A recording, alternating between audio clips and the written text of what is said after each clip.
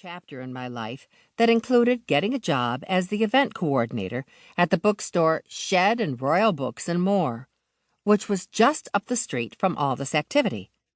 I might mention that I was also in charge of the yarn department we had recently added. You might wonder about a yarn department in a bookstore.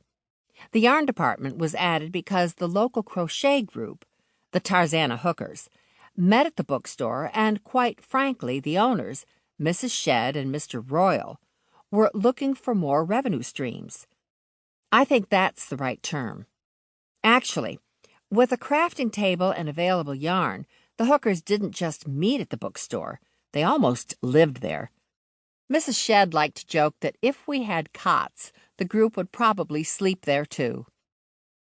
Adele Abrams, the person who just called me Pink, worked at the bookstore too. There was a little tension between us. She thought she should have been promoted to event coordinator instead of Mrs. Shed hiring me. As a consolation prize, she had been given the children's department to oversee. Adele didn't really like kids, though she did like to dress up in costumes for story time. Then, when the yarn department was added, Adele thought she should be in charge of it.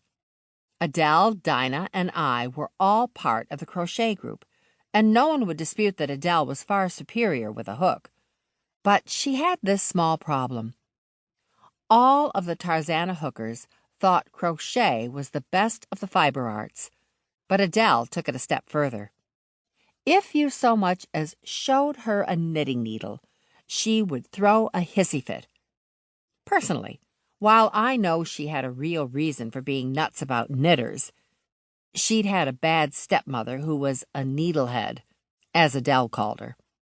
I thought it was time she accepted a world where hooks and needles could get along. Having a needle hater running a yarn department wasn't a good idea. Not if you wanted a knitter's business.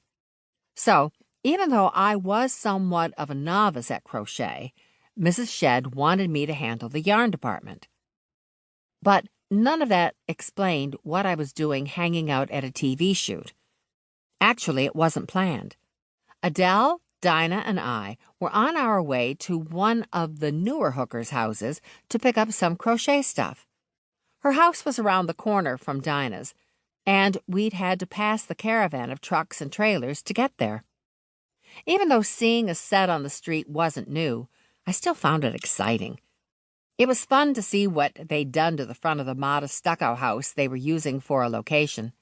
They'd carted in trees and bushes and arranged them so that the other houses on the block weren't visible, and so you couldn't see the open-air tent set up down the street that was acting as a dining room for the cast and crew. A catering truck was parked in the street, and the smell of the barbecue wafted down the block. This is where the freeze frame would end, and the action would pick up again. The uniform who'd grabbed my arm had gotten me to the edge of the crowd.